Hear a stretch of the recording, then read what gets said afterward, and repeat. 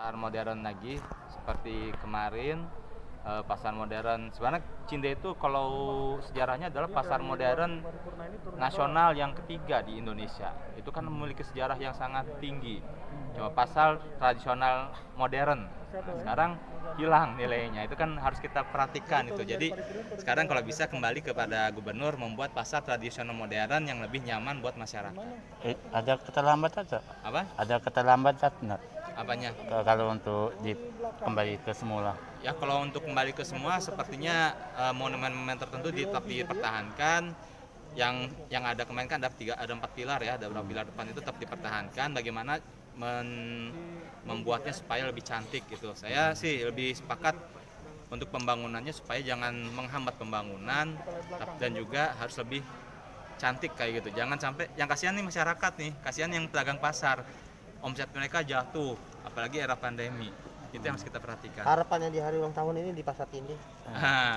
Mudah-mudahan ke depan pemerintah segera memperhatikan pasar-pasar tradisional yang ada di Sumatera Selatan, di Kota Palembang khususnya, bukan hanya pasar Cinde, tapi pasar-pasar yang lain, sehingga masyarakat bisa lebih nyaman dan perekonomian Palembang bisa bangkit. Tapi apakah memang harus dibongkar habis, Kak?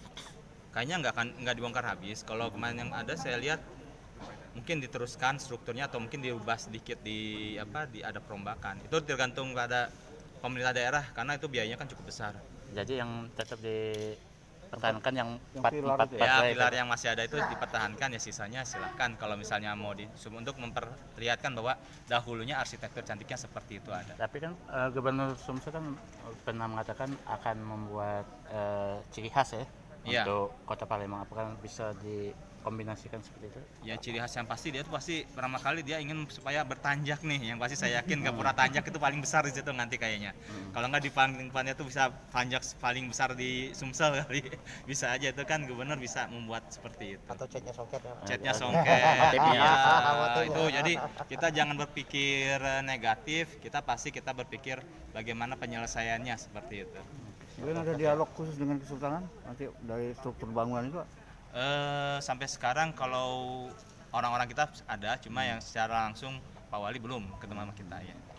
Oke. Terima kasih Pak Wali. Ya sama-sama. Sudah belum?